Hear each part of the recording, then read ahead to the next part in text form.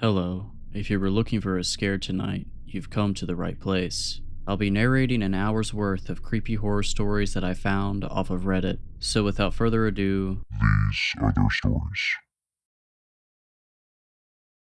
Growing up, Christmas was magical. The tree glowing softly in the corner, the smell of gingerbread wafting through the house, and the laughter of my family made it feel like nothing could ever go wrong. But there was one tradition that always felt off. Every Christmas Eve, just before bed, my parents would gather us around the fireplace. They'd turn off all the lights except for the glow of the fire and hand each of us a small bell. "Shake it once for Santa," Dad would say with a smile. "He needs to hear you." So we did. We'd each shake our bells in unison, filling the room with soft jingling, and then my parents would blow out the fire. And that was it. When I was young, I never thought twice about it, but as I got older, I started to notice strange things. The next morning, the fire would always be relit, even though no one got up to do it. There were faint charred handprints on the bricks surrounding the fireplace. One year, when I was about 12, I asked my mom why we did it. Her face turned pale. "It's just tradition," she said, brushing me off. But that answer wasn't enough. Last Christmas, I decided to stay up. I was 16 and too curious for my own good. My parents and little brother had gone to bed, the house was silent, and the fire had been snuffed out. I sat in the dark, the faint scent of smoke lingering in the air, waiting. At first, nothing happened. I almost gave up and went to bed. Then I heard it, a faint jingling, like someone shaking a bell far off in the distance. I froze. The sound grew louder, closer, until it was coming from the chimney itself. I held my breath, staring at the dark opening, my heart pounding so hard I thought it might burst. Something moved. I didn't see it at first, but I felt it. The cold draft that followed as a tall, gaunt figure emerged from the chimney. Its limbs were unnaturally long, its head bent to fit under the low ceiling. Its skin was ashen, flaking, with dark burns trailing up its arms, and it was holding a bell. It raised the bell slowly and shook it once, the sound sharp and clear in the silent room. I couldn't move. Its head turned toward me, hollow eyes boring into mine. A jagged smile spread across its face as it whispered in a voice that sounded like crackling fire, "You're not supposed to watch." The room went black. I woke up in my bed the next morning, trembling, my clothes reeking of smoke. My parents acted like nothing had happened, but when I went downstairs, I saw a fresh set of charred handprints on the fireplace and a bell sitting on the mantel. I haven't shaken a bell since, but every Christmas Eve I hear it, and every year it gets louder.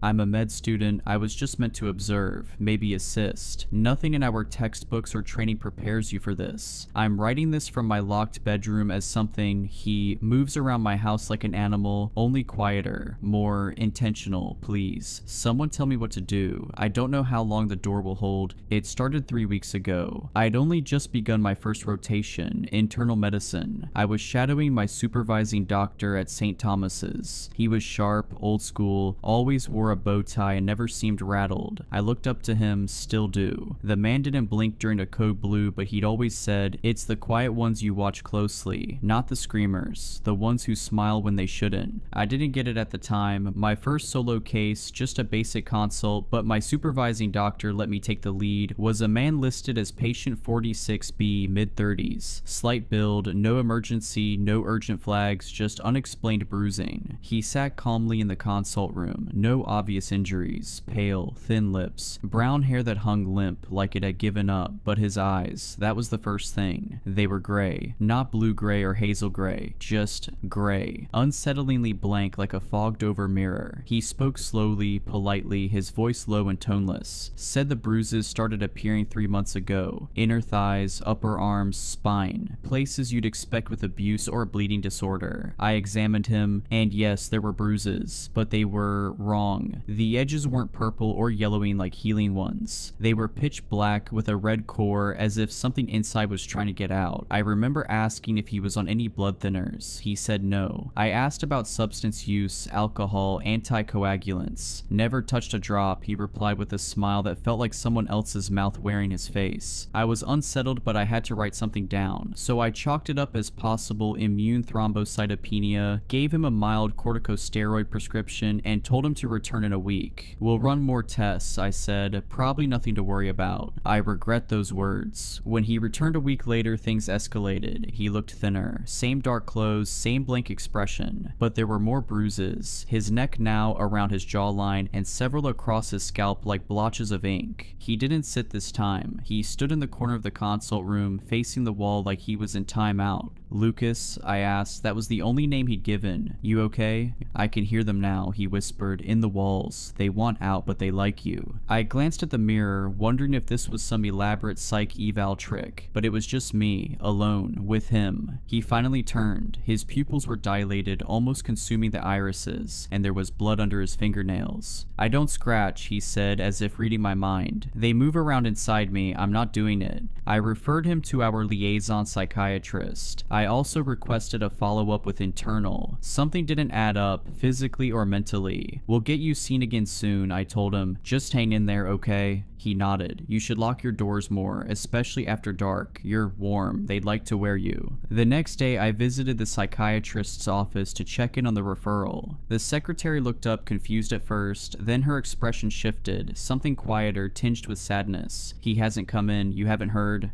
Heard what? She hesitated. He was found dead last night, bludgeoned, in his office. Police think it happened after hours. We're closed today for... I was already walking away, ears buzzing. I didn't want to believe it was connected, couldn't be, but I felt it in my gut. I called the station, asked to speak with the detective in charge. I got bounced around until someone finally took me semi-seriously. Yes, the voice on the other end said, we're looking for a patient, mid-30s, gave the name Lucas, used a fake address on the intake form, no ID. We're advising all staff at St. Thomas's to stay alert and avoid contact. The detective lowered his voice. We found things in Dr. P's office, blood in places it shouldn't be, symbols carved into the carpet beneath his chair, and something under his fingernails, not human. That was 12 hours ago. I've been trying to act normal since. I finished my shift early, told the nurse I had a migraine, took the tram home looking over my shoulder the whole time, and now this. I came home and the house was dark. I live alone in a 2-story terrace. Usually it feels cozy, not tonight. I locked the door, flicked the hallway light on. He was there, not standing, on the ceiling, pressed against it like a spider, barefoot, clothes torn, skin too pale, almost translucent now. The bruises had overtaken his limbs, crawling up his face in broken, inky veins. But it was his expression that paralyzed me. A smile so wide it stretched unnaturally, as if his cheeks were tearing from the force of it. His eyes, they were solid black now, not just the irises, all of them. Like 2 obsidian marbles reflecting my horror back at me. He didn't speak, he just moved, not like a person. His limbs twisted at angles no joint should allow, slow and jerky like a puppet handled by someone who's never seen one before. He crept across the ceiling, toward me. I wanted to scream but couldn't. My throat locked up, I stumbled backward, hands shaking, keys falling to the floor. He dropped. No sound, just thud, right in front of the door, blocking it. Standing there now, head tilted, arms hanging limp, still smiling. I ran, bolted up the stairs, locked myself in the bedroom. I've barricaded it with a chair and a shelf. I don't know if it'll matter. He hasn't spoken once, but he's knocking now. Not on the door, on the walls. Knock, knock, knock. Then silence. Then knocking from the other side of the room. I swear to God I heard him giggling. I called the police. They said they'd dispatch someone, but there's been a surge of emergencies. Said it'll take 30 minutes minimum. I tried to explain that a patient might have killed a psychiatrist and is now in my house. They said, try to stay calm, sir. Maybe step outside. I can't. He's everywhere. The lights keep flickering. My phone battery's at 9%. I can hear him moving in the ceiling above me now. Sometimes dragging something, sometimes whispering my name over and over, doctor. Shh. There's a scratching coming from inside the closet. I didn't check it. I didn't think to wait. Oh God. The closet door just creaked open. It's pitch black in there, but I can see something moving. Long limbs, that smile. He was never downstairs. He's been in here the whole time. Please, someone tell me what to do. I'm posting this in case I don't make it. The cops are 20 minutes away now. My bedroom door just creaked. Update. Noises have stopped. No knocking, no whispering, just silence. I think he's waiting. If you read this, please share it. And if a patient with gray eyes, blood under his nails and bruises that don't heal ever walks into your clinic, run.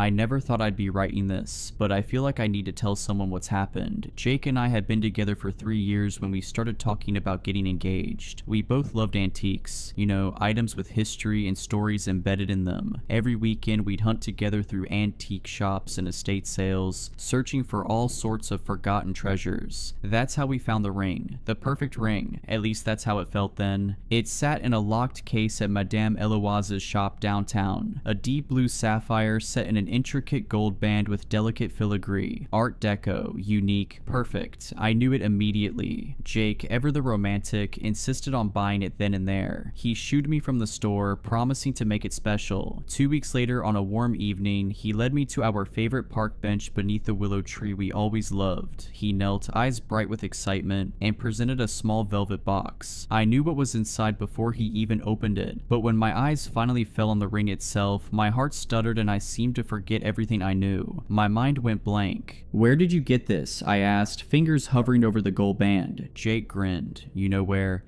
And I did know, of course. My brain was just temporarily mush, I guess. It was the ring from Madame Eloise's shop, but inside the band something new gleamed under the lamplight. An engraving, LM and JC. I ran my thumb over the initials, Lucy M and Jake C. Jake shrugged. It was already there, fate, right? The night air seemed to press around us. Something cold curled in my stomach. "What are the odds?" I whispered. "I'm not a statistician," Jake laughed, "but I think it was meant to be." We drank champagne under the willow, and I fell asleep that night with the ring on my finger, feeling like the luckiest woman alive. Then the nightmare started. I dreamed of a bride in a blood-spattered church sobbing behind her veil. When she turned to face me, her face was bruised and tear-streaked. I woke gasping for air, my chest feeling like it was about to explode. "Bad dream?" Jake mumbled, pulling me closer. "Just nerves," I lied, glancing at the sapphire gleaming in the darkness. The next morning things got so much worse. My neighbor waved as I collected the mail. The sapphire caught the sunlight, flashing blue for just a second. 5 minutes later, her brakes failed as she backed out of her driveway. Her car plowed into an oncoming delivery truck. I watched paramedics pull her mangled body from the wreckage. I tried to convince myself it was a horrible coincidence, 1 in a billion or something, but then my boss dropped dead during a meeting later that afternoon, just moments after complimenting my ring. An aneurysm, they said. I saw how his eyes fixed on the sapphire right before blood trickled from his ears. Deep down, I knew I had been cursed by the ring I loved so much. I had become a walking omen of death. On my way home that night, still in shock, I witnessed a man glance at me, then climb up to the ledge of my apartment building and jump without hesitation. The thud his body made when it hit the pavement will haunt me forever. His dead eyes found mine in the crowd. I clutched my hand to my chest, and the sapphire felt warm against my skin. Too warm. When I looked down, I noticed a faint burn mark on my skin. Around midnight, I decided it was time to remove the ring, but my finger had swollen. The band wouldn't budge at all. No amount of soap, ice, or oil could loosen it. As the days continued, so did the deaths. A barista touched my hand while returning change. Minutes later, he choked to death on a scone as I waited for my cold brew. An elderly woman who admired my ring at the grocery store was crushed beneath collapsing shelves moments later. At dinner with friends, I kept my hands hidden under the table, but Melissa insisted on seeing the ring. The moment the sapphire caught the light, a waiter carrying Cherry's Jubilee tripped. The dessert's high-proof alcohol splashed across nearby tables, igniting instantly. The entire restaurant went up in flames. In the chaos, I watched Melissa's hair ignite, her screams swallowed by the roaring inferno. Only Jake and I walked out unscathed. After 8 deaths in a week, I was desperate. I started keeping my left hand hidden whenever I was out in public, stuffing it deep into my pants or coat pockets. I also began Googling the ring online. It was such a luxurious and unique ring, I was curious if it had a history. It didn't take long to find the original owners, Lydia M and James C. L. M and J.C., just like our initials. The newspaper article from 1952 was brief but chilling. Local bride found slain on wedding night. The accompanying photos showed Lydia wearing my ring, and she looked just like the woman in my dreams. Something else disturbed me too. Jake had changed. His once warm brown eyes now seemed glassy and unfamiliar. Sometimes I'd catch him staring at the ring with an expression I didn't recognize. Possessive, hungry, hungry. When I mentioned the deaths, he'd shrug them off as coincidences. When I suggested we research the ring's history together, he changed the subject. I began to research alone, visiting libraries and local historical societies. I found more articles about Lydia and James. They'd been high school sweethearts. James had given Lydia the sapphire ring as a symbol of his undying love, a family heirloom passed down through generations. But on their wedding night, something had gone terribly wrong. The police found Lydia's body in their honeymoon suite, strangled. James was nowhere to be found. For weeks, the papers speculated about his whereabouts. Had he killed his bride and fled? Had they both been victims of a robbery gone wrong? 6 months later, James's body washed up on a riverbank 50 miles downstream from the bridge where his car had been found abandoned. His death was ruled a suicide. In my search, I discovered an old woman who claimed to be Lydia's cousin. She lived in a nursing home on the outskirts of town. When I visited her, she recognized the ring immediately. "You need to get rid of it," she whispered, her papery hand clutching mine. It was cursed by James's great-grandmother, a woman scorned. She wanted revenge on the family that had rejected her, so she placed a curse on the ring. It brings death to anyone who sees it, except for the wearer and their beloved. She leaned closer, but there's a price for that protection. "What price?" I asked. "I think your souls," she said. "I can't be certain. I only know James wasn't himself after he gave Lydia that ring. It changed both of them over time. The night he killed her, his eyes were different. I had seen them myself, empty, like you were staring through a window. Like Jake's eyes now. The old woman told me how to remove the ring. It had to be done on a new moon. There was a mixture I needed to prepare, herbs and oils and other things I won't mention here. The process would be painful, but it was the only way. The next new moon, I prepared everything as I was told. Jake watched with those unfamiliar glassy eyes as I submerged my hand in the mixture. The pain was excruciating. My skin blistered on contact, but it worked. The ring loosened. With one final agonizing pull, I wrenched the ring free. My finger came with it, severed cleanly at the knuckle. Blood poured from the wound, but I felt only relief as the sapphire glowed with rage. Jake lunged for the ring, but I was faster. I dropped it into a cloth bag and tied it with red thread 7 times exactly as instructed. We drove to the old bridge at the edge of town. The bag seemed to get heavier with each mile, and I could swear I heard scratching coming from inside it. At the center of the bridge, we stood in darkness, staring at the black water below. No moon reflected on its surface. "Are you sure?" Jake asked, his voice finally his own again. I nodded, clutching my bandaged hand. "It has to end." He held the bag over the railing. For a moment, it seemed like he couldn't let go, like the bag was stuck to his hand. Then, with visible effort, Jake opened his fingers. The splash below was small. The ripples disappeared quickly. "It's been 3 weeks, no accidents, no deaths. Jake is himself again, though he remembers everything. We both do. When Jake and I drive over that bridge, we both fall silent, staring at the water below. Sometimes I dream of the river bottom, of silt slowly covering the cloth bag, of water flowing endlessly over hidden things. In these dreams, I see fish swimming near the bag, then darting away suddenly. The ring is down there, waiting. Is it truly contained, or simply biding its time? When I wake from these dreams, my missing finger throbs with phantom pain, and I wonder if somewhere in the darkness of the river, a sapphire pulses an answer.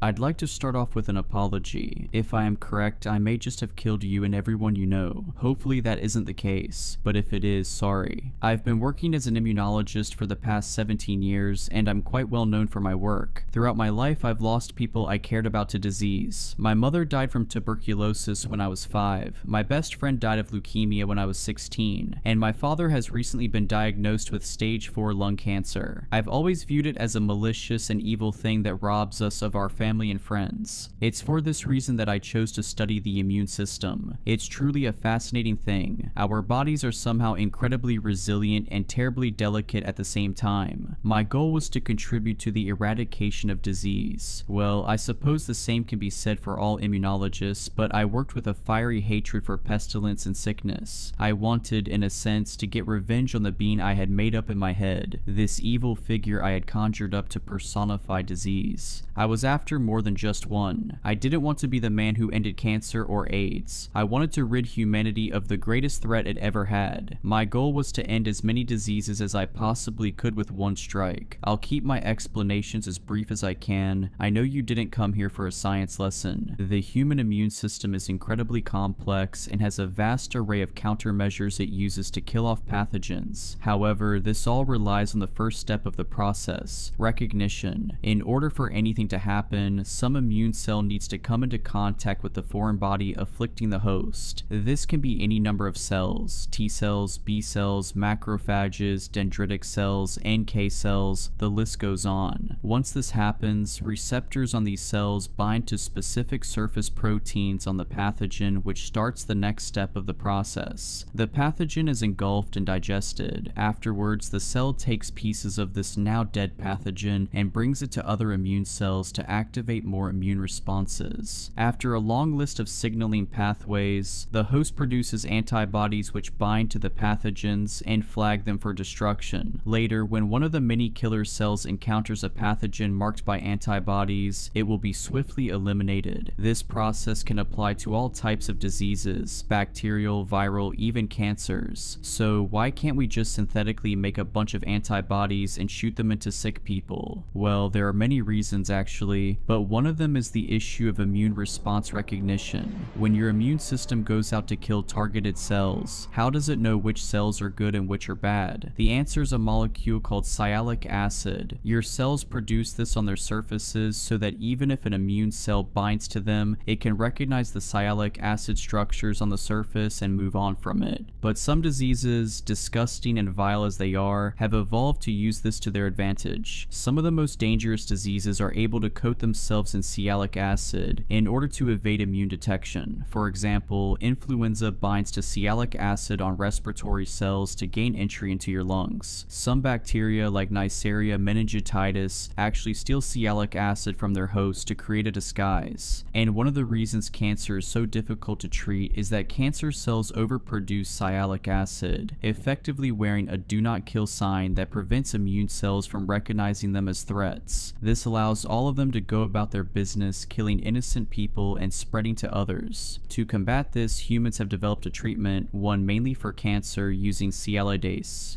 an enzyme that breaks down sialic acid from molecules. Think of this as a chainsaw that cuts off sialic acid and allows the bad cells to be recognized by your immune system. There's only one problem with this: sialidase is not specific. It will rip off sialic acid from your own cells if it comes into contact with them. But in this enzyme, I saw the key to free us all of the burden of sickness. If I could use a vehicle to ensure that sialidase only comes into contact with non-self cells, I would be able to strip away their advantage and expose them to the immune system. And I had the perfect one. It feels strange to condense years of my life and hard work into just a few sentences. In my studies, I became deeply familiar with the measles virus, an endlessly fascinating entity. You see, measles causes infected cells to fuse together, forming massive clumps called syncytia. If I could modify the virus to carry the sialidase enzyme, these clusters would become their own undoing. As the cells fused, sialidase would strip away the sialic acid from all of them at once, leaving them completely exposed to the immune system's wrath. That's exactly what I did. It was tested on rodents a week ago and it worked perfectly. But when I tried to get this new treatment approved, I was shot down almost immediately. I was outraged. I had invented a way to eradicate a plethora of life-threatening diseases, and this miracle cure wasn't even going to be considered. Unfortunately, I took matters into my own hands. This drug was going to save my father, I knew it. So I went to the hospital he was being treated at. He's been spending most of his time sleeping. Cancer has a way of draining energy from its victims. I injected him with my treatment quickly. He didn't even wake up. Satisfied, I left the hospital and headed to the lab. The rats needed feeding, and then I could finally relax at home. Only when I saw the rats did I realize my error. In my fervor to create this miracle cure, I had made the same mistake that the human immune system does. I hadn't been specific enough.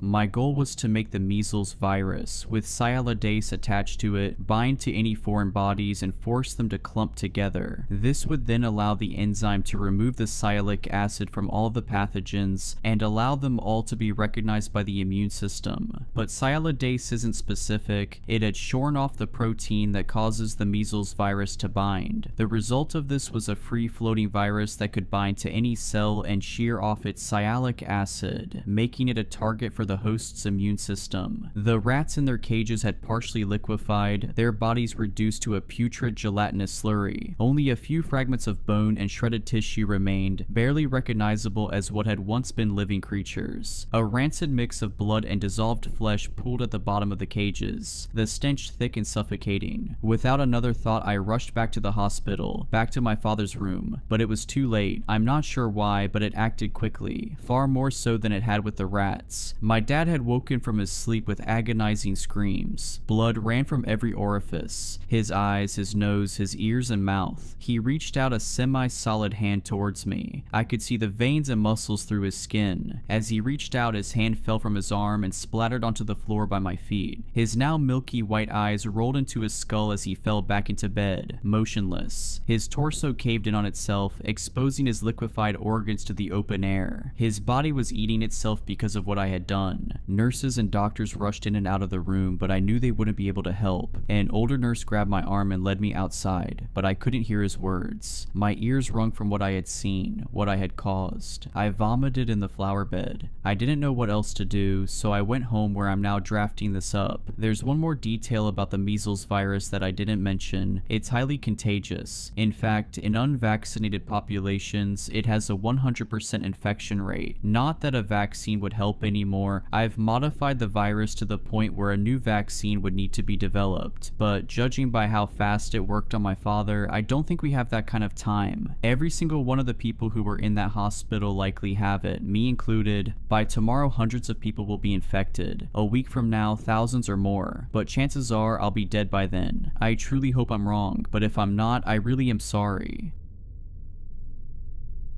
To anyone who finds this message, my name doesn't matter, but my story might. I am, or rather, I was a lead engineer at a top secret research facility deep beneath the ice of Antarctica. Our mission was simple: to explore and harness the power of an ancient technology buried miles below the frozen surface. What we discovered was something that should never have been awakened. The project, known as Obsidian, a codename we now know was more fitting than we ever realized, began with the discovery of a massive, perfectly preserved structure detected via satellite scans. This structure, buried under 4 miles of solid ice, was unlike anything on Earth, an impossibly smooth obsidian black pyramid emitting faint electromagnetic pulses. In December 2021, my team was dispatched to the site with cutting-edge drilling equipment to breach the ice and gain access. The project was classified at the highest levels of global security. Only a handful of people even knew it existed. As we tunneled closer, the pulses grew stronger, and our instruments started behaving erratically. Computers failed, compasses spun wildly, and even our most advanced communication systems flickered and died. On January 10th, 2022, we finally reached the pyramid's surface. The surrounding ice had an unnatural, almost glossy sheen, and the air grew thick with static electricity. Ignoring every instinct, we set up our equipment and prepared to enter. The entrance was sealed with a door made from a material that defied all analysis, neither metal nor stone. It absorbed all light, rendering it nearly invisible to the naked eye. When we finally breached it, we found an empty chamber lined with glyphs that emitted a dim, pulsating glow. At the center of the room stood a large, perfectly circular hole descending into darkness. It was around this point that things began to spiral out of control. Without warning, the glyphs started to pulse faster, and an oppressive force filled the chamber, pressing down on us as if the air itself had turned to lead. We attempted to retreat, but the hole began to emit a low thrumming noise, a sound that resonated deep within our bones. As we watched, paralyzed with terror, something began to rise from the depths. A shape of a void, darker than the darkest night, emerged from the hole. It was amorphous, shifting, and yet there was a terrifying sense of intelligence behind it. It filled the room with an overwhelming presence, a crushing sense of despair and doom. The surrounding air warped and twisted as the entity began to take a vaguely humanoid form. We couldn't move, couldn't speak. The only sound was the relentless hum, growing louder and more unbearable with each passing second. Then, in a voice that bypassed our ears and spoke directly into our minds, it said, "You have trespassed into the domain of the eternal void. You are the first to awaken us in eons, and for this your world will suffer. We are the ones who came before, and we shall reclaim what was lost. You cannot stop what has begun." The entity dissipated into the air, leaving us with a chilling coldness that seeped into our very souls. We fled, abandoning all equipment and sealing the entrance behind us, but it was too late. The pyramid began to emit pulses of energy at an ever-increasing rate, and we realized with dawning horror that it was a beacon, a call to something far beyond our comprehension. As I write this, I am the last surviving member of my team. The others are gone, vanished without a trace, consumed by whatever we unleashed. The facility is on lockdown, but I fear it's only a matter of time before the energy pulses reach their peak and whatever lies on the other side answers the call. I don't know how much longer I have, but you need to understand, this isn't just a threat to us, but to all of humanity. Do not attempt to access the Obsidian Pyramid. Do not go near it. Know that the end we have set in motion cannot be undone. If you receive this, pray that it's not too late. I barged through my front door and sprinted up the stairs. I made a run for the bedroom door before kicking it open. "I know he's in here. Where are you hiding him this time?" I screamed. My wife Susan was shocked to see me back from work and was sitting in bed reading a book. "I don't know what you are talking about, honey. I've been here all morning." I could tell from the red glow on my wife's cheeks and the beads of sweat rolling down her forehead she was doing more than reading a book. "I know that scumbag is here. I can still smell his stinking aftershave." I grabbed the blankets and ripped them off the bed. Susan tried her best to cover her naked body. "It's 2 in the afternoon. Why are you in bed naked?" Susan looked like a rabbit caught in a headlight. She stuttered as her brain tried to make up a plausible answer. I began tearing the room apart when suddenly I heard the sound of labored breathing coming from the closet. I felt a rage of red mist descend upon me before whipping open the closet doors. As I drove back to work, I couldn't get the image of Mason Bradley and his fat gut on top of my wife. Intrusive thoughts about my wife's infidelities permeated my mind as I drove my truck. At 37, my life wasn't where I expected it to be. My dreams of running my own company were as broken as the beat-up pickup truck I used to drive to work. My truck rumbled up to the gates of the steel mill. The security guard at the gate barely acknowledged my existence as the truck roared past him. As I turned into the car park, I noticed my boss Big Ed waiting for me. As I got out of my truck, Big Ed came scurrying over. For a man who ran a million-dollar company, he always looked as if he was out panhandling for his next meal. His slacks were 2 sizes too big and he wore the same t-shirt every day. "What are you doing tomorrow, Jack?" I hated how Big Ed spoke to me. He had a habit of spitting after every sentence and would sometimes spit directly at me. "I was going to surprise my wife tomorrow and take her somewhere nice." Big Ed hitched his slacks up onto his gut. "Listen here now, Jack. My car's been giving me some trouble and I need you to service her. Couldn't you get someone else to do it?" I could tell he was getting annoyed with my attitude. "If you want your job Monday, you will do what you're told." He had me over a barrel and knew I couldn't afford to lose the only job the town had to offer. "I'll be over first thing in the morning." I arrived at Ed's dilapidated mansion. Ed was outside with his car swooning over her like it was some beautiful young woman. His face lit up as he ran his hands over the bonnet of the truck. "Be gentle with her, she's all I got," said Ed. Ed looked slightly smarter than his usual unkempt manner. "You got a date, Ed?" "When the cats are away, the mice will play," said Ed as he gave me a mischievous wink. Ed pulled a red handkerchief from his back pocket and wiped the sweat from his forehead. "I see one scratch on her and I will snap your neck." I was weary from a long day babysitting Ed's car. All I wanted to do was throw my feet up and have a nice cold beer. I stepped in my front door and was suddenly hit by a familiar smell. It smelt like Big Ed's nasty cologne, but I was too tired to take much notice. My body ached as I grabbed a beer from the kitchen before collapsing onto my chair. As I sat there, sipping beer and reevaluating my life's predicaments, I noticed something sticking from the armrest of my couch. I walked over and picked up the red piece of cloth, the same red piece of cloth Big Ed used to wipe the beady sweat from his grubby forehead. I unfolded the cloth, and to my dismay, there was Ed's name embroidered in the hanky. I was heartbroken and furious. I knew what it meant, and all I wanted to do was tear the house down with my bare hands, but I knew better than to let my anger get the best of me. My eyes welled up as I sped down the country road. I turned the radio up full blast to drown out my intrusive thoughts. I was too embroiled in a battle with my conciseness to notice the dark figure walking in the middle of the road. By the time I noticed it was too late, I slammed on the brakes and covered my eyes before the car came to a halt. To my relief, I couldn't find any signs of someone injured. I convinced myself stress was making me go crazy. As I tried jumping back in my truck, I heard someone approaching from behind. Having trouble, buddy? I felt a cold chill up my spine. Something was telling me to run, but my legs had turned to jelly from fear. A dark figure stepped out from the shadows of the looming trees overhead. I thought I had hit someone with my truck, I nervously explained. I couldn't make out who I was talking to. All I could see was an outline of a tall, dark figure. I hear you're having trouble with your wife. Do I know you? I nervously asked. Suddenly, the dark figure came into focus, revealing an old man. He took something from his pocket before handing it to me. I couldn't believe my eyes. It was Big Ed's red handkerchief. How did you... I began stuttering. What is it you desire? Asked the old man. Suddenly, a strange feeling swept over me. A feeling of intense euphoria crept up from my toes, flooding my brain. I wished every man who sleeps with my wife would get sick and die a slow, painful death. The words seemed to come out of my mouth as if someone else was saying. Suddenly, everything began to spin, and before I knew it, I was back in my truck. I reluctantly drove into work after spending a night in a dingy motel. All I wanted to do was punch Big Ed in his fat face, but with my marriage on the rocks, I knew I couldn't afford it. When I arrived, I was surprised to see Mason Bradley wasn't at his station. I didn't give it much thought until I saw Big Ed coming from the bathroom, looking like death warmed up. Hey Ed, you don't look so good. Ed stood there looking pale as a ghost, trying to keep the contents of his stomach from ejecting from his mouth. I think it was something I ate, he explained as I took a step back from him. Has this anything to do with Bradley being out? I asked. Yeah, he was too sick to make it in today. Must be a bug doing the rounds. Over the next few days, I watched Big Ed get weaker until there was no sign of him. I had gotten word that Mason Bradley had died, and from what I was told, Big Ed wasn't far behind. Since Big Ed wasn't in, we knocked off early. As I drove home, I stopped at the local gas station to pick up some beers. Phil, the owner, was at the counter looking like he was about to pass out. You alright, Phil? You're looking a bit pale there, buddy. Phil covered his mouth, trying his best not to puke all over the counter. I'm after picking up this bug that's going around. It couldn't be, I thought to myself as I suddenly remembered the strange encounter I had the other night, the one I was sure was just a strange dream. You look after yourself, Phil, and get yourself to a doctor.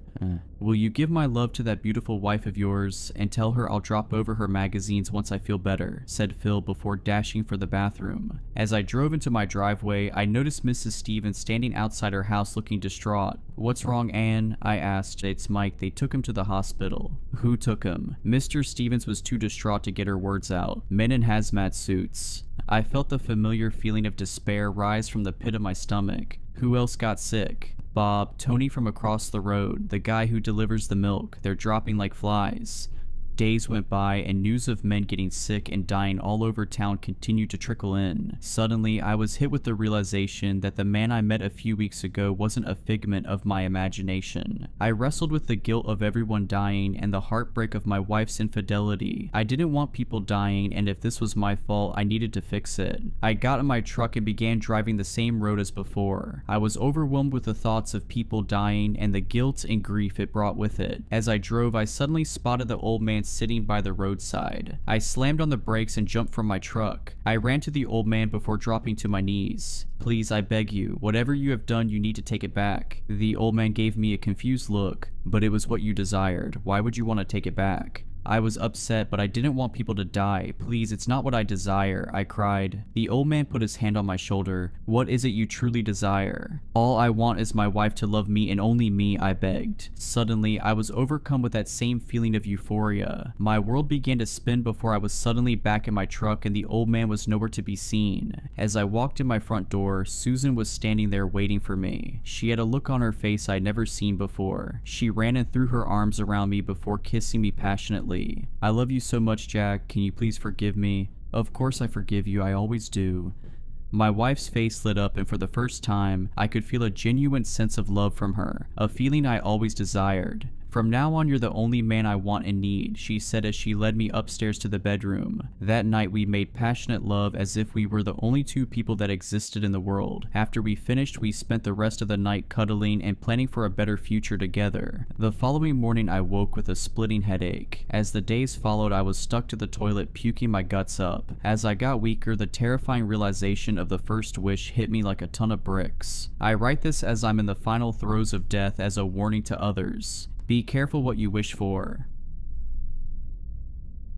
I've worked prison security my entire life. A few months ago, I got a promotion, great pay, full accommodations, and one simple assignment: monitor the facility's camera system. No questions asked. I was told the prison and its inhabitants were classified, even to me. The pay was too good, the on-site housing was free, and I had a family to support, so I didn't ask. Now alarms are blaring all around me, and I don't know what I just saw, but I can't keep it classified. I have reviewed the footage for the 5th time, my hands trembling as I paused it on the prison's head of security, Harris, and his panicked face. The alarms and flashing red lights of the control room filled the screen, disorienting even as a mere observer. Ah, crap, Harris's voice cracked through the audio feed. The camera zoomed in slightly on the screen he was staring at. The prison cell layout, a grid of green icons, had one glaring anomaly. A single cell on floor 4 in the far corner flashed an angry red. Unauthorized release blinked relentlessly in tandem with the deafening alarms. He grabbed the desk phone next to him with a speed that spoke to both his training and his fear. "All units to containment floor now." His voice boomed over the speakers. "We have a breach. Repeat, we have a breach in cell 4 corner. Code black. Code black." The words reverberated in my mind, the first in the facility's history. Harris didn't have time to dwell on the weight of it, and neither did I. I fast-forwarded the footage, watching guards scramble into action, weapons drawn, their postures rigid with tension. The control room camera shook slightly as Harris grabbed his rifle, slammed in a fresh magazine, and chambered a round. He was preparing to join them when gunfire erupted through the audio feed. I rewound and replayed that moment, trying to pinpoint the exact second the chaos began. The reinforced glass gave me a clear view of the containment wing as muzzle flashes illuminated the hallway below. I could see the flash of gunfire, but not the target. As fast as it began, it was over. Harris's movements faltered. His battle-hardened composure cracked as a low, guttural noise filtered through the intercom, something between a growl and a laugh. I shivered even behind my screen. Harris stepped out of the control room, entering the pitch-black hallway. The rotating red lights painted his shadow in a macabre dance across the walls. Guards rushed past him, forming a defensive line, their voices barely audible over the alarms. "With you, sir. What are your orders?" one shouted. I watched Harris take a breath, his hand tightening on his rifle. "Safety's off. Shoot to kill." His voice carried a forced confidence, but the trembling of his fingers told a different story. They moved forward deeper into the containment wing. I switched to another camera angle, tracking their progress. The cells lining the walls seemed to come alive with the sounds of screaming, laughing, and pounding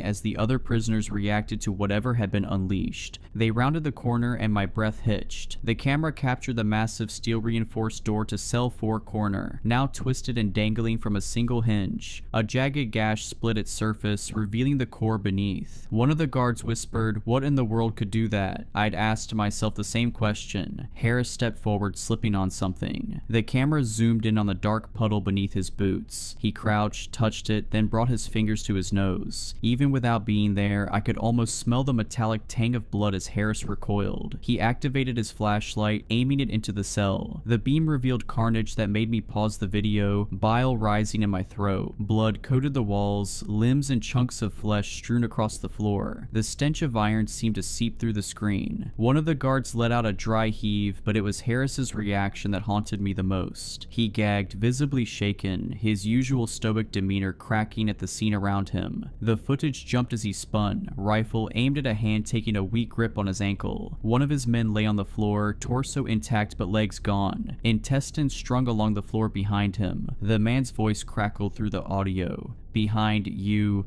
Harris turned, the other guards following his lead. The camera angle shifted to capture what they saw. My blood ran cold. A child, or something resembling one. It clung to the wall like an arachnid, limbs contorted, black eyes hollow and lifeless. Its mouth twisted into a grin that stretched impossibly wide, revealing rows of needle-like teeth. I froze the frame, staring at the monstrous visage. It didn't move until Harris did, his voice a choked whisper. "What in the fu—" The creature screamed screeched, the sound shrill and inhuman before lunging. The room erupted into chaos. The guards opened fire, their muzzle flashes briefly illuminating the scene. Screams filled the audio feed, cutting off one by one until only static and the distant wail of alarms remained. The camera feed from the hallway flickered. When it stabilized, the scene was eerily quiet. Blood dripped from the walls and pooled on the floor. Then came the sound, a slow, deliberate scrape, thud, scrape, thud. The creature emerged, dragging Harris's lifeless body behind it. His blood painted a crimson trail on the cold steel floor like a signature written of gore. It approached the far wall where a sealed door stood. I rewound and played that segment repeatedly, unable to look away as the creature raised Harris by his matted hair. His head lolled and a weak cough escaped his lips, blood splattering the wall. He was still alive. The door scanner activated with a mechanical ping, a red laser trying to scan his face. Harris's final cry sent shivers down my spine. "No," he said as he tried to keep his eyes sealed tightly. Jagged fingers slithered along his forehead and curled under his eyelids, prying them open, forcing the scanner to accept his retina. Blood and tears flowed down his face as he screamed. The door unlocked with a hiss of decompressed air, large locks unlatching with a clang. The creature discarded Harris with a sickening thud, his head colliding with the wall. I had to stop the footage as his skull gave way, blood and brain spraying the lens, but I forced myself to finish it. The last moments showed the creature crawling through the now open door, slick with gore, leaving behind a facility drowning in silence and death, its demented form slowly morphing into that of an innocent child. I sat back, the weight of what I'd seen pressing down on me. My hands hovered over the keyboard, unsure of what to type or who to send this to. There were no protocols for this, no contingency plans for whatever it was. All I could think was, it's free. It looks like a child. It is out there amongst all of us. This is my only warning to you all. I will get thrown in prison for posting this, but it doesn't matter. I'll be safer in there than free with that thing out there. God save us all.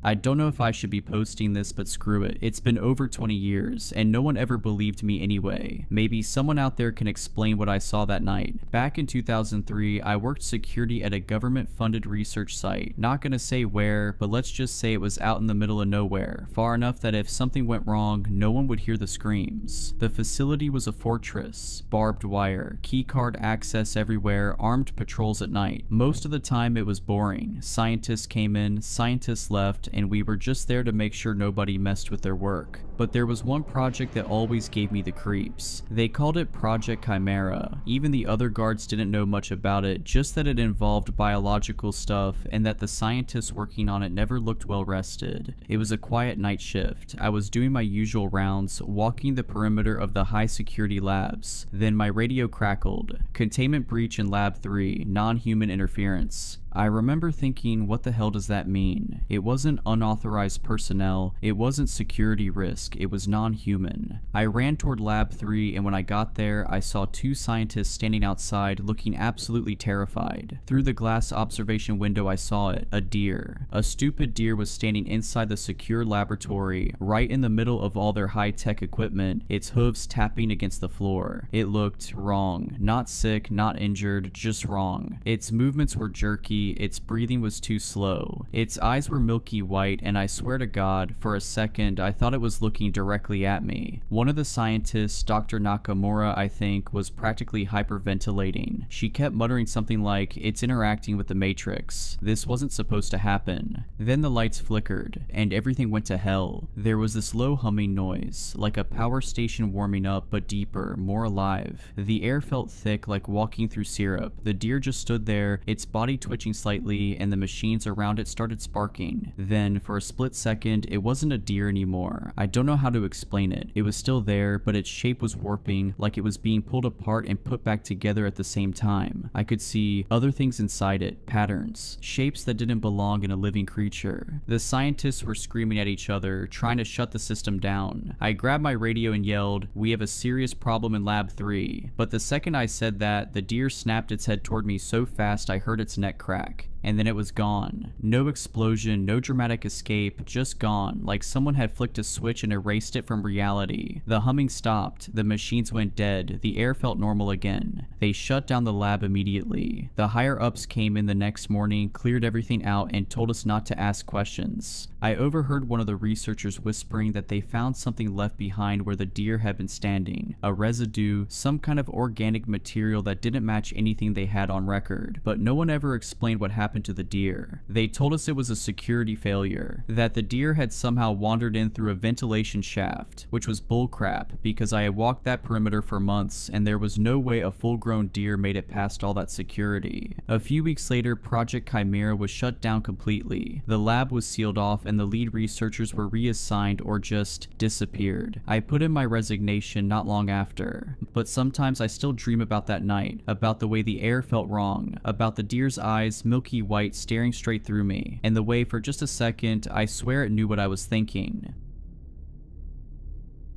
The teacher knew from the look on my face I had forgotten my homework again. "What's your excuse this time, Toby?" she asked. "I'm sorry, miss. I left it on the kitchen table. I'll have it tomorrow, I promise."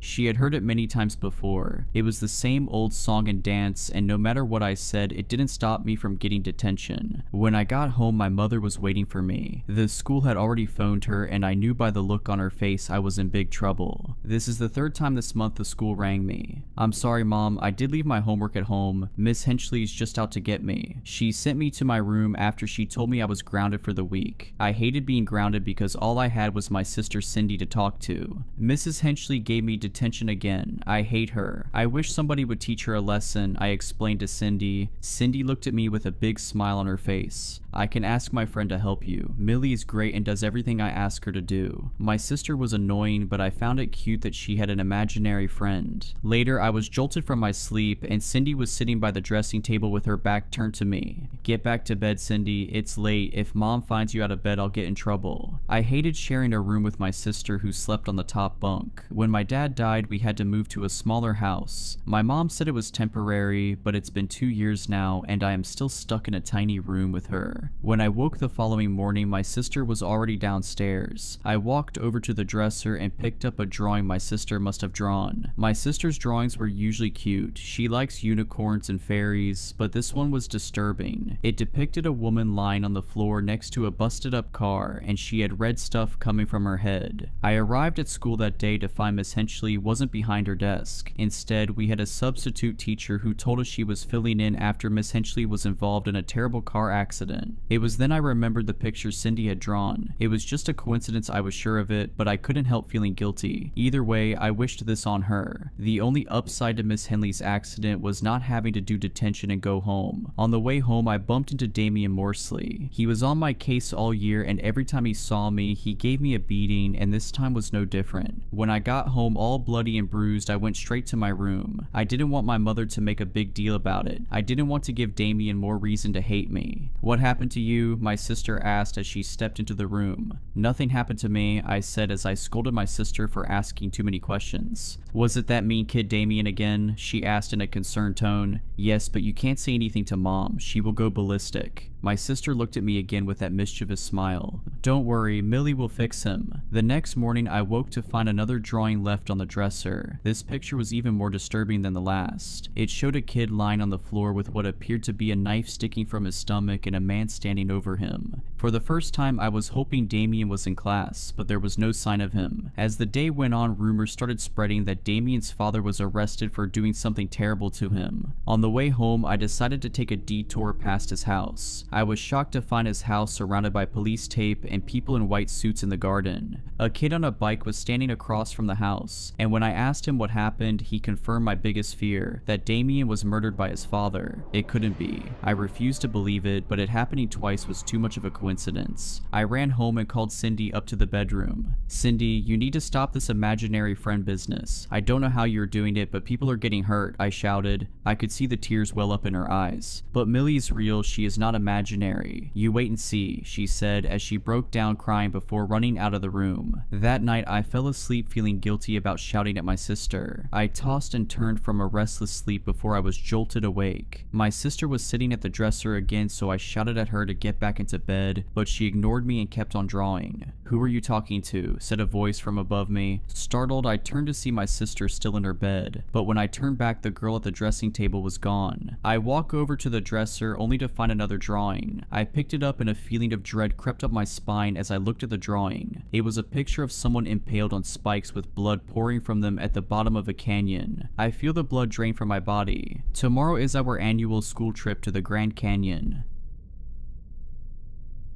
He was only gone for 2 days, said he needed to clear his head, so he packed light and headed up into the Wintas with his usual gear. No big deal, he's done it before, but this time when he came back, something was off. It started with how he walked in. No announcement, no "I'm back." Just opened the door, set his pack down, and stood in the kitchen like he forgot what it was for. I was at the table, mid-bite. He looked at me and smiled, but it didn't reach his eyes. "Good trip?" I asked. He nodded, still smiling. That smile didn't drop once the whole night. Not when he told me about the mountain lion tracks near his campsite. Not when I noticed he was wearing my sweatshirt, the one he hates. Not even when I asked what trail he took and he said, "North Ridge." There is no North Ridge, not here. That night I couldn't sleep. Something about how he moved felt wrong. Too smooth, too studied. At one point I got up to check the locks and caught a glimpse of him in the hallway mirror. He was just standing in the dark, staring at it. Not at his reflection, at the space beside it. The next morning I found a dead bird on the porch. Not torn apart, just laid out neatly like a gift. He said he didn't put it there. Then he asked if I remembered when our mom died. The thing is, she's still alive. I waited until he went out back. He said he wanted to feel the sun, but just stood in the middle of the yard, arms hanging loosely at his sides, face tilted upward like he was trying to remember what warmth felt like. That gave me maybe 10 minutes. I went straight for his pack. It looked normal at first. His knife, half-used water bladder, trail snacks he didn't touch. But when I unzipped the bottom pouch, I found something he would have never brought home. A lock of hair, tied with red thread, dry, brittle. Not his color, not mine. It looked old, like it had been buried in salt or ash. Underneath it was a scrap of parchment. Something drawn in charcoal, rough circles layered with jagged lines. Stick figures warped around a central shape. I didn't recognize the symbol, but the longer I stared, the more I felt like I should. When I turned it over, a single word was scrawled in the corner in tiny, frantic handwriting: "Return." I barely had time to zip the pack shut before I heard the back door open. He stepped inside, eyes still fixed on the ceiling like something might be living just above it.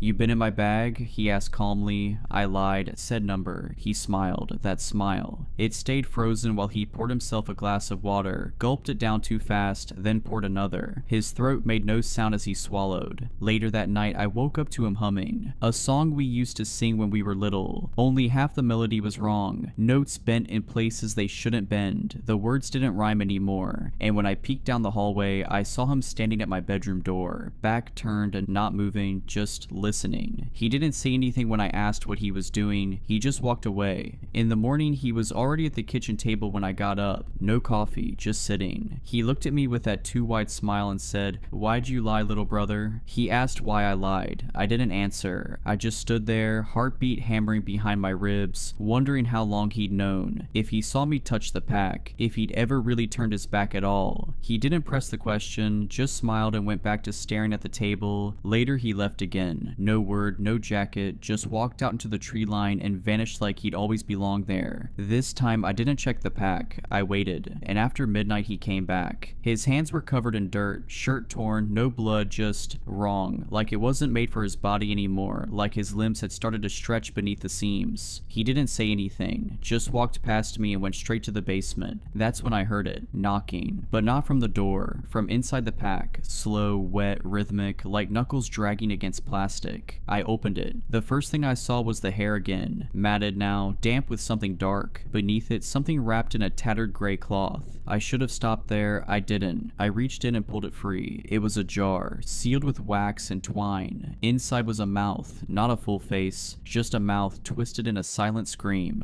Gums torn back, lips stitched closed with animal sinew. But it was breathing. The glass fogged up every few seconds. It was trying to speak. Then I realized something. It looked like mine. I dropped it. The jar didn't break. It just rolled to the edge of the floor and sat there, vibrating softly. Then from the basement his voice called up. Except it wasn't really his, it was mine. Low, hollow, though, almost like he was trying it on for the first time. "Why'd you go through my things, little brother?" I didn't answer. I was too busy watching the jar. It was smiling now. In October 1978, Philadelphia police responded to a dead body call at an abandoned theater. They arrived on scene to discover most of a corpse of a young woman on the stage. Her hands and feet were bound. At some point post-mortem, the perpetrator had decapitated the victim and stitched the head of a bald man onto her neck. Heavy stage makeup had been applied to the man's face. His mouth was sewed shut. When one of the responding officers knelt down to inspect these sutures, the corpse's eyes opened. The body shuddered to life, stretching until the bindings broke. The amalgam rose unsteadily to its feet, dipped into a formal bow, and began to move. The braver of the two officers grabbed the corpse, believing it to be a hoax of some kind. He grabbed it by the throat with such force that he tore the sutures attaching the man's head to the woman's neck. Now only partially attached, the head flopped to the side. The officer recoiled, and the corpse continued to move as though nothing had happened. At this point, someone yelled, "Stop it, you're interrupting him." The speaker was a young girl of approximately 10 years old, sitting at the highest point in the auditorium, a crumbling balcony with no visible point of egress. The corpse paid her no attention and began whirling feverishly around the stage. The head was still only partially detached, but the corpse seemed unaware. Per their later testimony, the police officers slowly realized they were watching a one-man reenactment of a murder. As the gruesome performance carried on, the little girl in the corner began to cry with steadily increasing emotion. Her weeping finally culminated in a wail when the corpse mimed sawing his own head off. He pulled his head off, sutures snapping loudly as they parted through the flesh, then tucked it under his arm and ran backstage and out of sight. Despite the distance between the theater and AHH Nascu, the Harlequin, by all accounts secure in his cell inside the facility, expressed knowledge of this incident. He provided staff with the address of the theater and told them, "My son is performing there tonight, not one of his best unfortunately, but I'll tell him you're coming if you like." Personnel were immediately dispatched to the theater. By the time personnel arrived, 2 days had passed. They obtained the relevant police reports. Among other things, they learned that officers fled the scene without recovering the young girl since she was unreachable on the crumbling balcony. Although the officers returned with reinforcements, the dancing corpse was nowhere to be found. Neither was the child. But when agency personnel entered the theater during their investigation, both the girl and the dancing corpse were back inside. Personnel quickly realized they had arrived toward the end of the performance. The child was sobbing so loudly that she inadvertently masked the sounds of their entry. They concealed themselves accordingly, taking refuge in a small alcove near the back of the auditorium, and watched as the corpse, which in keeping with the police reports was a woman's body with a man's head sewn on, continued to dance. Shortly after their arrival, the corpse completed its performance and retreated backstage. Approximately 2 minutes later, a man with a face identical to that of the head sewn onto the woman's corpse returned on stage, visibly weeping. In his arms was the woman's corpse, now headless. Chest heaving silently, he gave a deep bow. As agents watched, the crying child bolted on stage and hugged the man, at which point the agents made themselves known. The man vanished backstage. When agents attempted to follow, the child interfered. By the time she was restrained, the man was nowhere to be found. Resigned, they returned to interrogate the girl, who was still standing on stage. She refused to provide her name, but was willing to answer other questions. When asked what the corpse had been doing, the girl answered, "He's showing me what Randall did." When asked if the entity was Randall, she shook her head. When asked who the man was, she said, "Pantomime. He taught me how to act." Finally, when asked why Pantomime would show her such a terrible thing, she said, "Because he's sorry." She refused to provide any additional information. When the agents attempted to take her into custody, Pantomime reappeared and attacked them with catastrophic results, allowing her to escape. Once she was no longer on site, Pantomime transformed. He became docile and even expressed regret in a non-verbal manner for the injuries he inflicted on the agents. He then waited obediently for additional personnel to arrive and came into agency custody without further incident. When asked why, he wrote a simple answer: "Because my father can't get me if I go with you." Investigation post-arrest showed that Pantomime's stomach contained partially digested bone matter and meat from a human victim. When agency personnel removed his mouth sutures, researchers, they discovered that his tongue was missing. Experimentation shows that Pantomime is able to remove and reattach his head and limbs at will. He is able to attach his head and limbs onto dead bodies. Pantomime maintains control over any limb attached to another individual. For example, if his head is attached to someone else, he has complete control over that body until decomposition compromises the structures. Additionally, Pantomime has the ability to project mental images and fantasies into reality for limited amounts of time. He can only do this after consuming human brain tissue. Pantomime's most frequently projected scenes consist of himself and a young woman. Nothing of note ever happens in these scenes. Pantomime's tongue has been observed to reappear and disappear in apparently random fashion. It should be noted that on November 26, 2024, Pantomime's tongue reappeared and he asked to speak to Commander R. Wingeride. Pantomime disclosed largely non-specific knowledge of a plot between the Harlequin and unknown agency personnel. This disclosure, combined with the return of Pantomime's ability to speak, prompted administration to schedule an interview with the agency's specialized interviewer with the goal of obtaining additional details about this plot. It should be noted that Pantomime rarely speaks. Nevertheless, he can write and does so extensively with little prompting. The caveats with Pantomime's writing are as follows. His writings take the form of stage plays, complete with character dialogue and stage directions. Every one of Pantomime's works is titled All the World's a Stage. The Harlequin is a recurring figure in Pantomime's plays. The relationship between Pantomime and the Harlequin is not understood. Pantomime consistently refuses to elaborate. The Harlequin describes their relationship thus: "My son sang most beautifully in my city bright." Pantomime's many plays are primarily a variation on a theme. They follow the life of Pantomime as he forms a friendship with a young woman named Sarita. The plays are always told through Sarita's perspective. Sarita is a poverty-stricken woman who is bullied mercilessly both at home and at work. Sarita's childhood dream is to be an actress, although she knows it will never happen due to her unattractiveness and her lack of talent. But the dream doesn't die. As stated in one of the most notable lines of the play, this dream burns on in defiance of reality. One day, Sarita finds an abandoned theater. She begins to spend her free time there, twirling around on stage and acting out scenes in private, far from critical eyes. But unbeknownst to her, Pantomime lives in the theater and he loves to watch her. One day she catches him spying on her. Rather than running away, she chases him through the theater until she corners him backstage. They form a friendship. Sarita and Pantomime spend their afternoons acting together. Something strange happens when they're on stage. Sarita changes, becoming more beautiful, and the scenes they act out start to become real. She describes it as an enchantment, a real-life fantasy world that evaporates at the curtain call. What Sarita doesn't know is that Pantomime lives in the theater because it is used as a dumping ground by a killer. The stream of bodies provides Pantomime with a steady supply of human bones and human brains through which he derives the energy required to briefly project his and Sarita's scenes into reality. One day, Sarita's friend Debbie disappears. Sarita goes to Pantomime's theater, bursting inside just in time to see Pantomime biting into Debbie's head. Sarita believes Pantomime is the killer and runs away, never to return. After her departure, Pantomime cries silently until the Harlequin appears. Note: alone of the characters in Pantomime's plays, the Harlequin speaks in iambic pentameter. In his writings, Pantomime's iambic pentameter is flawless. The Harlequin also speaks in iambic pentameter in the interview transcribed below. However, the interviewer noted multiple flaws in either meter or stressed syllables in the Harlequin's iambic pentameter as verbally related by Pantomime. Whether this is relevant is not known. The Harlequin asks, "Remember how you sang so beautifully for gods and monsters in my bright city?" Pantomime only weeps. The Harlequin tells Pantomime that he'll take him back to the city bright if he doesn't find Sarita and consume her head. He retreats backstage, leaving Pantomime to weep until curtain. The agency notes that Pantomime exhibited significant psychological distress when he learned that the Harlequin is also incarcerated at the Pantheon. Interview subject: Pantomime. Classification string: non-cooperative / indestructible / agnosto / constant / substantial / hemitheos. Interviewer: Raquel B. Date: November 28, 2024. She was an ugly girl, but so what? I wanted to give her the world. Only I didn't have the world. I only had what I had, which was less than nothing. I knew from the second I saw her that she was perfect for me. I've never told anyone this before because I hate the way it sounds, but from the very start I wanted to make all her dreams come true. true. I wanted to be her dream come true. It was a scary feeling, real scary, especially because strictly speaking she was way too young for me. But that wasn't scariest, not even close.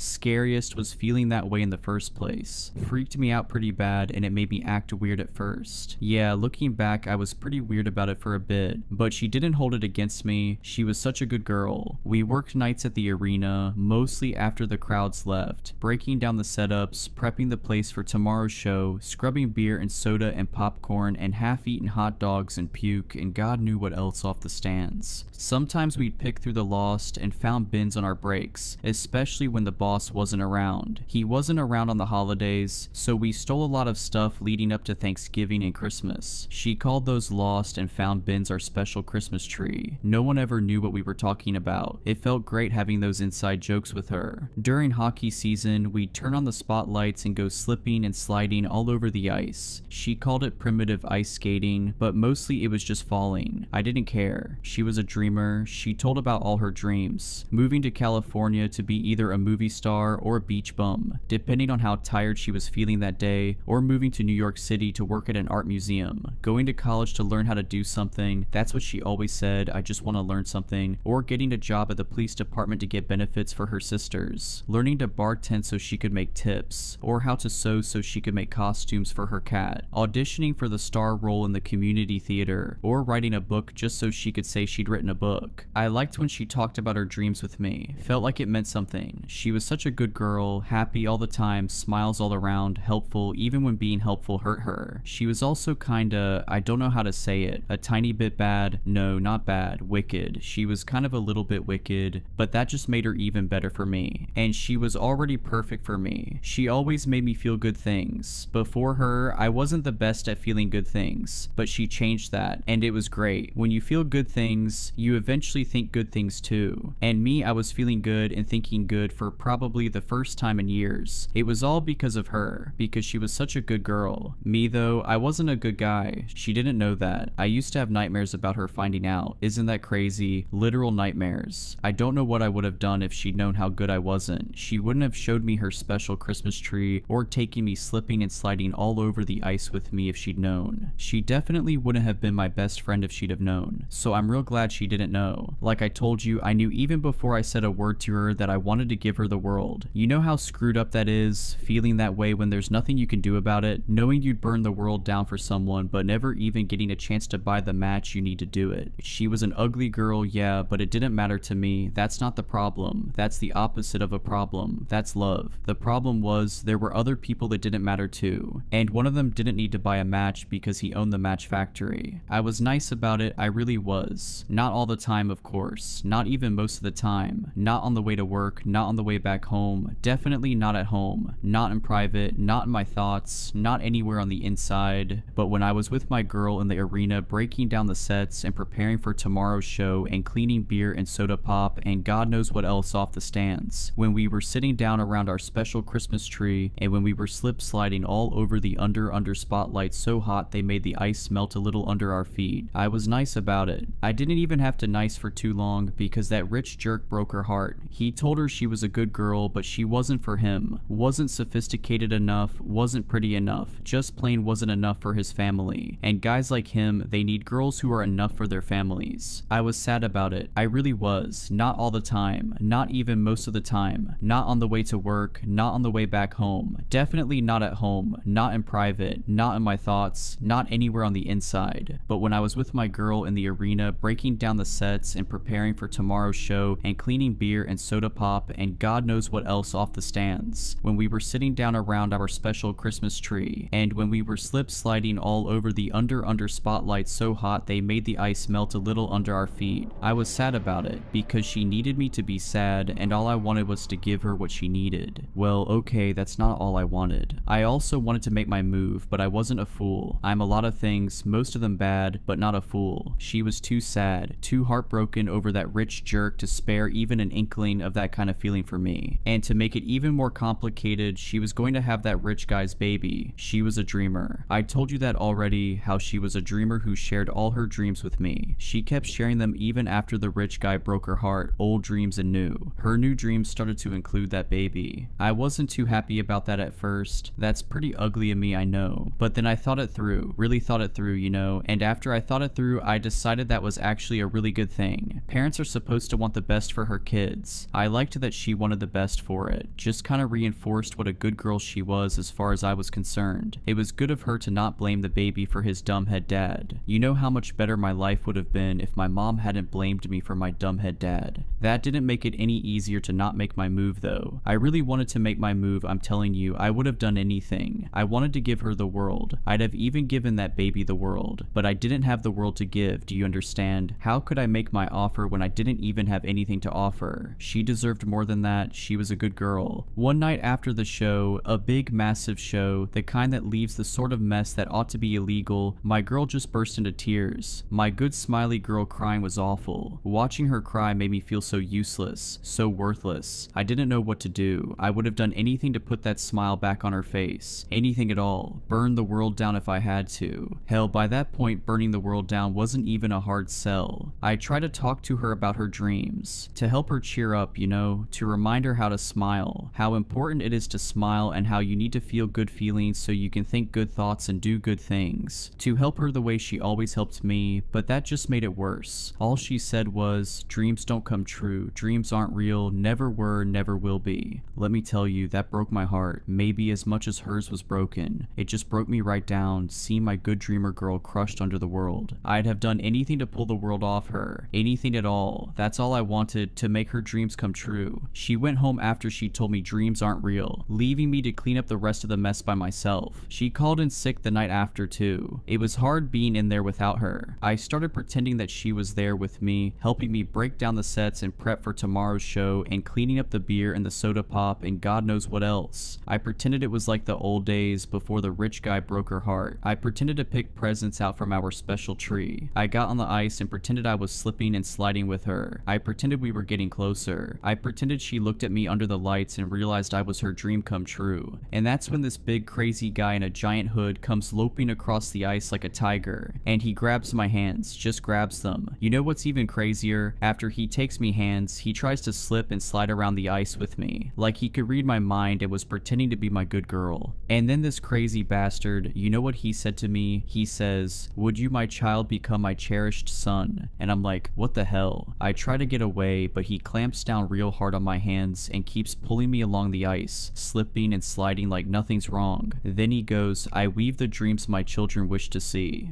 I don't know what's wrong with you, but I think you need to stop talking and get going before I call the cops. If I should leave, then all your dreams will die. What? I hold the key to make your dreams come true. I pulled my hands out and tried to back away, but I only slipped and fell. No more sliding for me. As I lay there, rubbing my head as stars go rocketing across my vision, this jerk kneels down beside me and he says, "I find your troubles quite a joy to see." What? Your troubles bring me joy. They entertain, and life devoid of mirth is but a strain. The longer he talked, the easier it was to understand him. Does that make sense? Like he was saying crazy old English stuff and I didn't really get it, but at the same time I was figuring out the meaning under the words. And when he said that about life being a strain, I knew he was really saying that he thought me and all my problems were entertaining. Like this bastard thought I was funny for being sad about my girl. He was laughing at me, and for what? Wanting to give someone the world? Screw that. That's what I told him too. Screw you. Your troubles bring a smile upon my face, for in your misery joy I find, and grace. I long to help your dreams come forth anew. With every laugh I'll strive to make them true. He was making fun of me even harder then, because what he was saying was my troubles with my girl were so entertaining to him that he wanted to help me, in exchange for all the entertainment I provided with my sadness, with my pain, my actual legitimate pain. He was saying he was going to make make all my dreams come true. Crazy, right? Crazy enough that I'd already had enough.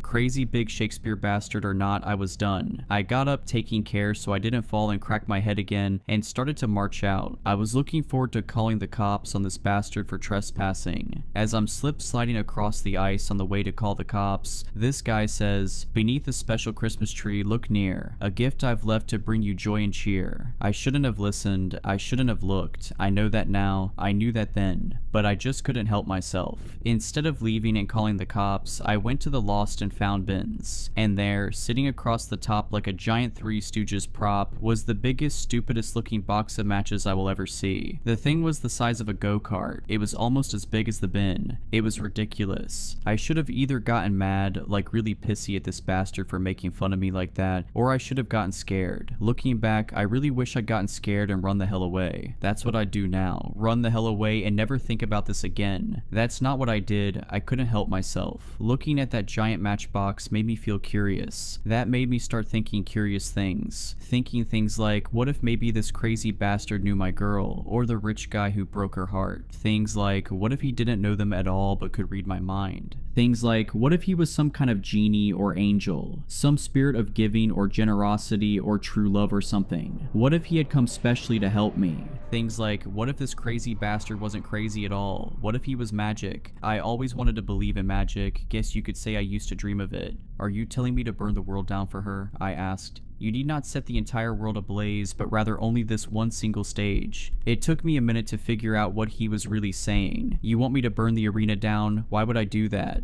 To do this now will truly entertain. To be entertained brings me much delight. If you will entertain me here this night, I'll weave your dreams and into them breathe life. I didn't like where this was going. I didn't like it at all. I knew what freaks like him meant when they talk about generosity and entertainment. I told him so, told him I don't swing that way, and even if I did, it wouldn't be for a freak like him. And then he did this thing, shifted, all weird, you know, and after he shifted, he grew, and grew and grew, and that's when I knew I wasn't dealing with some freak. This was something else. This was some magic. Before I can move, he grabs me and picks me up, right by the scruff of my uniform, like a dirty kitten, and he hauls me up, right up to the spotlight. That sizzling, spitting spotlight that's so hot it makes thin ice melt if you accidentally leave it on too long. And then he shoves my face against the light. The pain. It was so bad I couldn't even be scared. But that was good. It was good that I was screaming so loud and hurting so much because it meant I was too busy to really notice that the bastard's hood had fallen away. Too busy to really see what I was seeing. Even through all that pain, what I saw, what I see made me turn my face up to that spotlight to burn my own eyes out. Before I could, the monster pulled me away, cooked cheek skin sticking to that light and sizzling, still popping, and laid me down burned first on the ice. The spotlight was dimmer now because that big piece of my own popping, sizzling skin was casting a shadow, like the biggest, weirdest, grossest shadow puppet that ever was. I either bring more pain or grant your dreams. Both paths amuse, so choose which as you will.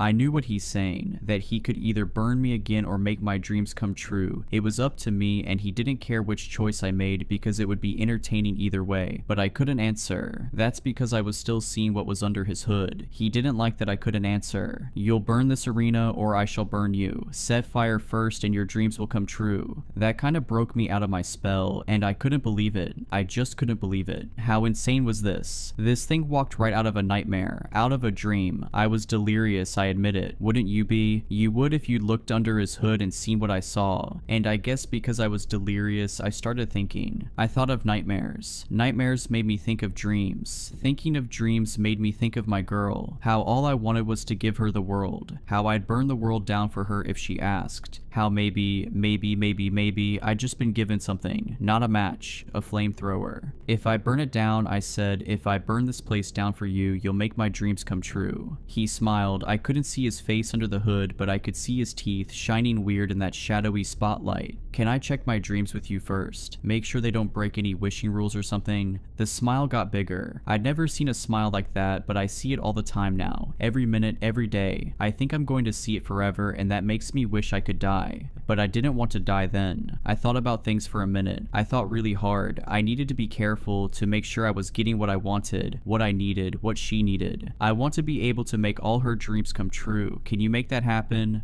Entertainment's essence, dreams that come to life. Your dearest wish I vow to make true. It's crazy, I guess, but that was enough for me. Maybe because my face was still burning. Maybe because standing under my own cheek-skin shadow puppet was making my stomach queasy. Maybe because I was still shell-shocked from what I saw under his hood. Or maybe just because I was sick and tired of being willing to give my girl the world but having no way to do it. Whatever it was enough, and I burned the arena down. Before the fire got too hot and bright, I saw the flames reflecting off that bastard's teeth, and in his eyes too. Under the hood, sparkling in his eyes like rotting galaxies. I know about that, you know. I've seen rotting galaxies. He showed them to me later on, after it burned down, after the firemen came, after I watched them try and fail to quench the flames with that bastard clinging on. I closed my eyes and, well, I guess I tried to manifest, to make dreams come true. I didn't know what to expect exactly, but after all that, I definitely expected something, and I got nothing. That made me mad. I don't think I've ever been madder, not even when that rich guy started going out with my girl, and I told him so too. But all he said was, I paved the path for you to make her dreams come true. Let me tell you, I did not like what I was hearing in his voice. I did not like what I heard at all. But paths are not the goal, they guide us forth. Shall we now tread the path I paved this night? What are you saying? I gave to you this gift of potent skill, yet skill alone will not her dreams fulfill. To wield this power one must learn and strive. I'll guide your path that mastery may thrive. Come to my city bright where you will learn. Come to my city bright where power flows and every dream takes flight.